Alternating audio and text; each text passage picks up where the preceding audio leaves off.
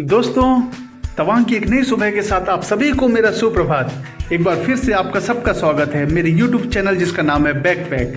आज का सफ़र और ये ब्लॉग कुछ अलग और ख़ास तरह का होने वाला है। आज के ब्लॉग का थीम है बुद्ध और युद्ध। बुद्ध थीम, जिसमें हमने भगवान बुद्ध की विशाल प्रतिमा का दर्शन किया है और साथ ही तवांग की बहुत ही खूबसूरत एवं लगभग 400 वर्ष पुरानी मोनेस्ट्री के भी दर्शन किए हैं। और वहीं युद्ध थीम की बात की जाए तो हमने भारत चीन युद्ध के दौरान देश पर जान न्यौछावर करने वाले भारतीय सैनिकों को समर्पित वार मेमोरियल एवं म्यूजियम को भी निहारने का सौभाग्य प्राप्त किया है। तो शहर के चौक चौराहों से एवं गली व पगडंडियों से होते हुए हम अपने पहले डेस्टिनेशन में पहुंच गए हैं। बहुत ही धार्मिक एवं ऐतिहासिक एवं रोचक जानकारियों से भरा हुआ होने वाला है, तो अंत तक जुड़े रहिएगा। ये रहे महात्मा बुद्ध पास से, और मंदिर देखेंगे तो कुछ इस तरह से। ज़्यादा लोगों की आवाजाही नहीं है, शांति ही है।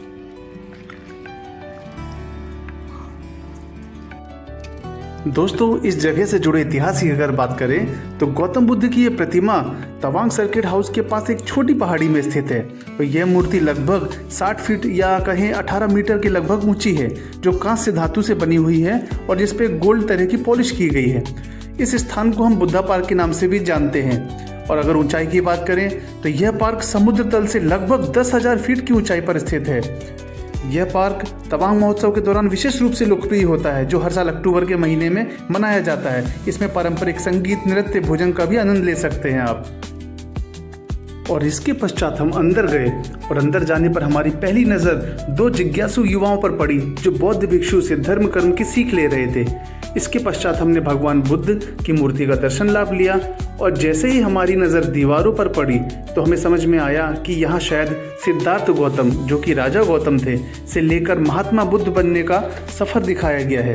गौतम बुद्ध, जिन्होंने राजपाट का त्याग करके कठिन तपस्या की एवं ज्ञान प्राप्त किया और सारी मानवता को इससे लाभान्वित किया।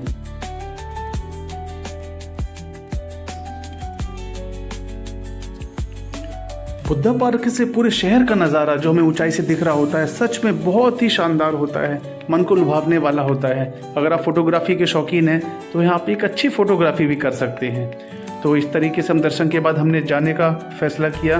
तो अब हम चलते हैं नीचे की ओर। हम जब यहाँ से उतरना शुरू किए तो हमारी नज़र और साथ ही हमारी एक नज़र काइंड ऑफ माइलस्टोन पे भी गई, जिसमें पता नहीं आप देख पा रहे हैं कि नहीं। यहाँ न्यू दिल्ली की दूरी भी लिखी गई है, 1441 किलोमीटर। लासा 240। पेरिस की दूरी भी लिखी गई है 7,699 किलोमीटर। और न्यूयॉर्क 12,274 किलोमीटर। तो जो भी श्रद्धालु जन न्यूयॉर्क और पेरिस जाना चाहते हैं वो इस डायरेक्शन को देख के जा सकते हैं। फिलहाल तो हमने नहीं जाने का फैसला किया है। तो चलिए दोस्तों, हम अगले पड़ाव की ओर चलते हैं और उस तक पहुंचने के रास्तों से जो आपको रूबरू कराते हैं। ये देखिए, घुसते साथ ही आपको पॉजिटिव वाइब्स मिलने लग जाएंगे। और इसी के साथ जिस पल का इंतजार था हमें, हम वहां पहुंच गए।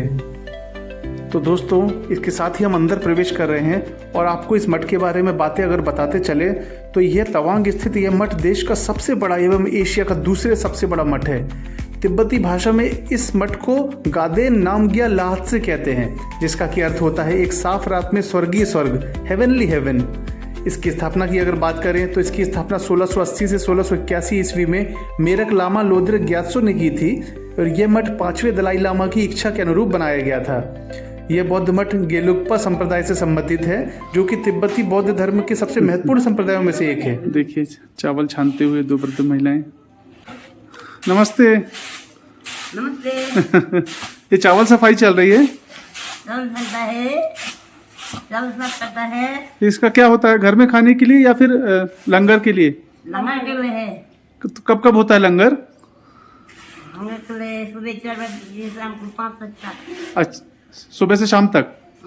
वाह, देखिए कितनी मेहनत से लगे हुए हैं, श्रद्धा भाव से। और यहाँ पे चाय की भी समुचित व्यवस्था की गई है। मेरे ख्याल से भक्तगण आके खुद से इसको सर्व कर सकते हैं। दोस्तों इस जगह के बारे में एक महत्वपूर्ण तथ्य ये भी है कि 1959 ईस्वी में 14वें दलाई लामा ने तिब्बत से भागकर यहाँ कुछ समय बिताया था और कथित रूप से चाइना ने 1962 के भारत चीन युद्ध के दौरान कुछ समय के लिए यहाँ कब्जा किया था। दोस्तों अगर अंदर की बात करें तो यहाँ की साज सज्जा भी कुछ वैसी ही है जैसा कि हमने बोमडिला एवं देरांग की मोनेस्ट्री में दिखाया था। वही वाइब्रेंट कलर्स, वही आकर्षक रंग और उसी तरह की शांति भी। सामने दलाई लामा का कटआउट चित्र, भगवान बुद्ध के चेहरे में वही तेज शांति भाव भी। दोस्तों अगर आप दीवारों पर देखेंगे तो बोधिसत्व एवं संतों के बड़े ही सुंदर और मनमोहक चित्र बने हुए हैं। इस समय हम ऊपर जा रहे हैं क्योंकि वहाँ लिखा हुआ है वहाँ यहाँ पे बटर का दिया जलाया जाता है और जैसे हम घी के दीपक जलाते हैं तो यहाँ पे बटर के दीपक जलाए जाते हैं। अच्छा ठीक है, वनस्पति घी के दिए जलाए जाते हैं। तो दोस्तों इसके पश्चात हमने म्यूजियम में जाके ऐतिहासिक चीज़ों का मुआयना किया और दर्शन का लाभ लिया, लेकिन वहाँ पे वीडियो फोटो अलाउ नहीं था इसलिए हम आपको नहीं दिखा पा रहे हैं। तो चलिए दोस्तों हम अब तवांग वार मेमोरियल की ओर प्रस्थान करते हैं। तब तक के लिए बाय। हमारा अगला डेस्टिनेशन। तो दोस्तों वार मेमोरियल के बाहर कुछ इस तरह का नज़ारा होता है, आप पढ़ सकते हैं। साज सज्जा के लिए कुछ भारत के सेना के अस्त्र शस्त्र। ये तवांग व्यू पार्क है। दोस्तों तवांग के एकदम खूबसूरत परिदृश्य के बीच यह वार मेमोरियल एक बहुत पवित्र एवं ऐतिहासिक स्थल है। यह वार मेमोरियल 1962 के भारत चीन युद्ध में शहीद हुए भारतीय सैनिकों की याद में बनाया गया है। इस भारतीय सैनिकों की कुल संख्या 2420 थी। यह युद्ध स्मारक एक विशाल बौद्ध स्तूप के आकार में बनाया गया है जो इस क्षेत्र की बौद्ध संस्कृति को भी दिखलाता है। 14वें दलाई लामा ने कुछ पवित्र ग्रंथ एवं बुद्ध की मूर्ति भी यहाँ के लिए भेजी थी जिसे अंदर जगह दी गई है। दोस्तों अंदर जाने के बाद आप पाएंगे कि विभिन्न रेजिमेंट के उन 2420 शहीदों के नाम ग्रेनाइट के पत्थर में स्वर्ण अक्षरों से अंकित हैं। आगे चलने पर हमें सूबेदार जोगिंदर सिंह का एक अलग युद्ध स्मारक दिखाई देता है। भारत चीन युद्ध के दौरान उन्होंने अदम्य साहस का परिचय देते हुए दुश्मनों के दांत खट्टे कर दिए थे। हालांकि अंत में वे शहीद हो गए थे, लेकिन इसी वीरता के कारण उन्हें मरणोपरांत परमवीर चक्र से सम्मानित किया गया था। ये सेना सैनिकों द्वारा इस्तेमाल किए गए सामान रखे हुए हैं जो हमें याद दिलाते हैं उनके त्याग और तपस्या की, समर्पण की। ये देखिए दलाई लामा जब 1959 के दौरान तिब्बत से पलायन करके भारत आए थे दिरांग रोड के माध्यम से, उसका चित्रण दिया गया है, सजीव चित्रण।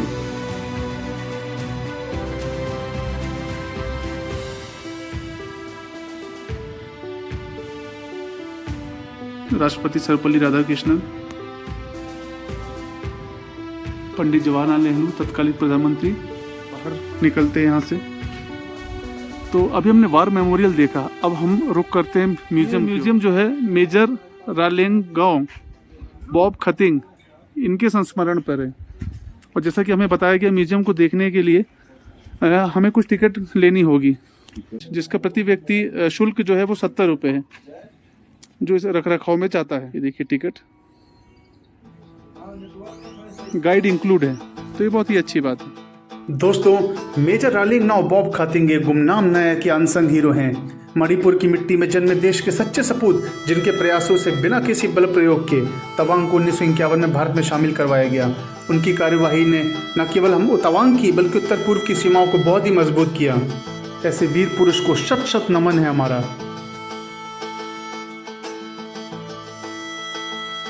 आप सामने जो मैडम देख रहे हैं, आज यहाँ की जानकारी यही देने वाली है हमें। मेजर साहब का इतिहास क्या है, मतलब उनके नाम पे क्यों पड़ा यहाँ का नाम? क्योंकि तवांग को ही उन्होंने इंडिया का पार्ट बनाया था। अच्छा। पहले 1914 से लेकर 1950 तक ऑफिशियली इंडिया का नहीं था। अच्छा। ये जो अच्छा। यहाँ पे तिब्बतन लोग रूल करते थे, यहाँ पे 1940 से लेकर 1950 तक। अच्छा। तिब्बतन लोग रूल करते, क्योंकि यहाँ पे कुछ भी नहीं था, गवर्नमेंट सेटअप नहीं था, सोल्जर भी नहीं था और ऑफिशियली इंडिया का पार्ट भी नहीं था। जी। इस तो 1951 को वो यहाँ पे आके हाँ इंडिया का पार्ट बनाया और तिब्बत को ऑफिशियल को अपना देश भेज दिया अच्छा और टैक्सेशन बंद कर दिया। अच्छा तो ये उनका पर्सनल एल्बम है। ये डॉक्टर राजेंद्र प्रसाद है और ये मेजर बोब खातिन यहाँ का तिब्बतियन ऑफिशियल है। यहाँ पे लाइफ फेजेस है मेजर बोब खातिन जी की। उन्होंने अपना ज़िंदगी में क्या क्या अचीव किया है, क्या क्या पोजीशन हेल्ड किया है। तो वो एक तंगुल नागा है उखरुल डिस्ट्रिक्ट से अच्छा मणिपुर में उरकुल और उनका बर्थ जन्म हुआ है 28 फरवरी 1912 को और उसने अपना एजुकेशन मणिपुर में ही किया है। ठीक है। ये पिक्चर जो उन्हें पद्मश्री अवार्ड मिला है तभी का पिक्चर है ये 1957 में। अच्छा। और वो मणिपुर का फर्स्ट ट्राइबल थे अच्छा। जिनको पद्मश्री अवार्ड मिला है। और 1939 में उन्होंने ब्रिटिश आर्मी में भी ज्वाइन किया था जी।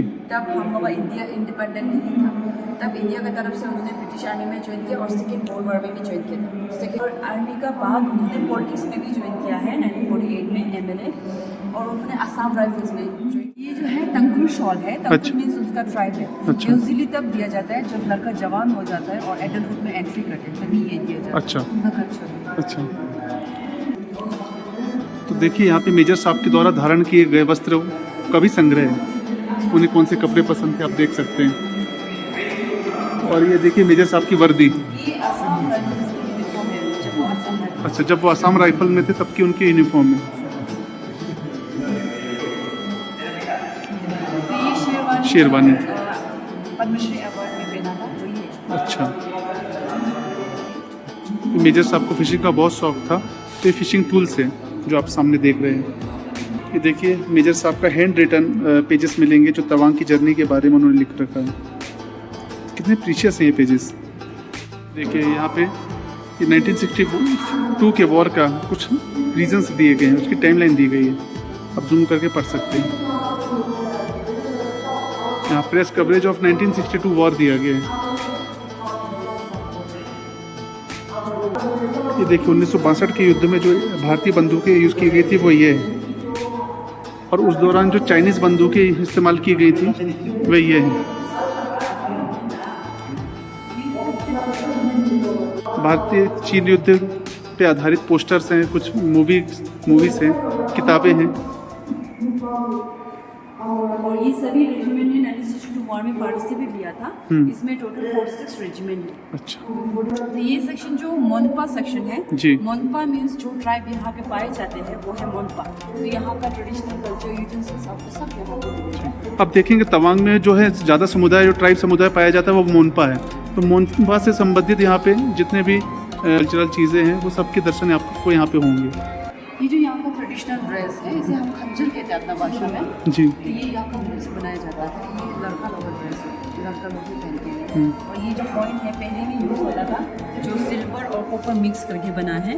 यहाँ पे इंडियन रुपी नहीं चलता था पहले, ये तिब्बत में चलता था ये पैसा जो है। तिब्बत और यहाँ पे चलता था। और ये जो है गन बैग है, गन पाउडर बैग। हाँ। और ये लेदर का है। तो ये जो है तलवार है जो पहले में यूज़ होता था। ये भी दाव जैसे ही बोलेंगे इसको। हाँ दाव। ये देखिए आप देखेंगे किचन में इस्तेमाल होने वाले सामान इस तरह से। ये जो है यहाँ में लोकल चीज़ लोकल घी बनाते हैं। अच्छा। ये चूका ये आपके दूध यहाँ पे VR सेट भी है जिसमें क्या दिखाया जाता ये है? सर मोनेस्ट्री दिखाए जाते हैं जो कि सबसे ओल्डेस्ट है यहाँ का। हाँ। तो और भी यहाँ में और जो आप नहीं पहुँच पाते इजीली तो उन्हीं को दिखाते हैं यहाँ पे। ठीक है, तो वर्चुअली आप यहाँ से बैठ के भी सारे मोनेस्ट्री घूम सकते हैं। ये जो आप देख रहे हैं इसका नाम है तक्सा मोनेस्ट्री जो कि जिमीताम में सिचुएटेड है। तो आप 360 देख सकते हैं सर, ये 360। तो VR सेट में भी मोनेस्ट्री घूमना बड़ा अच्छा अनुभव था, लेकिन जिसको मोशन सिकनेस है या फिर अपना मोशन सिकनेस टेस्ट करना है जिसको कि वहाँ जाने के बाद उसको कैसा लगने वाला है, तो वो भी इसको पहन के देख सकता है। थोड़ी चक्कर आने वाला फील उसको होता है।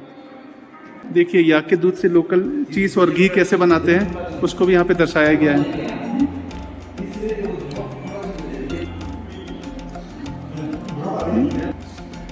ये याक की चर्बी है। ये यहाँ का मीट है। अच्छा, ये याक का दूध निकालते हुए मैं बड़े ही तसल्ली से, बहुत खूबसूरती से पूरा घुमाया, यहाँ का इतिहास बताया। और हम जानना चाहेंगे इनका नाम और इनका परिचय जानना चाहेंगे, तो आप प्लीज़ बताइए। सर मेरा नाम प्रेमा है जी। और मैं यहाँ की गाइड हूँ। जी। हम उनको बहुत बहुत धन्यवाद करते हैं जो उन्होंने इतना अच्छे से ज्ञान दिया हमें। तो दोस्तों ये रहा हमारा मेमोरियल का सफ़र। और अगर आपने भारत और चीन के हथियारों या बंदूकों को ध्यान से देखा होगा तो आपने देखा होगा कि हमारा हथियारों से कोई मुकाबला नहीं था। 1962 का युद्ध, भारत चीन का युद्ध अगर था तो वीर सैनिकों के हौसलों का युद्ध था। आज का यह व्लॉग माँ भारती के सपूतों एवं हिंद के प्रहरियों को हम समर्पित करते हैं दोस्तों। और दोस्तों देश के आध्यात्मिक स्थलों एवं युद्ध स्मारकों को जोड़ने का हमारा प्रयास आपको कैसा लगा ज़रूर बताइएगा। साथ ही हमारे चैनल को सब्सक्राइब कीजिएगा और वीडियोज़ को लाइक और शेयर करना मत भूलिएगा। और मिलते हैं आगे, क्योंकि सफ़र अभी जारी है।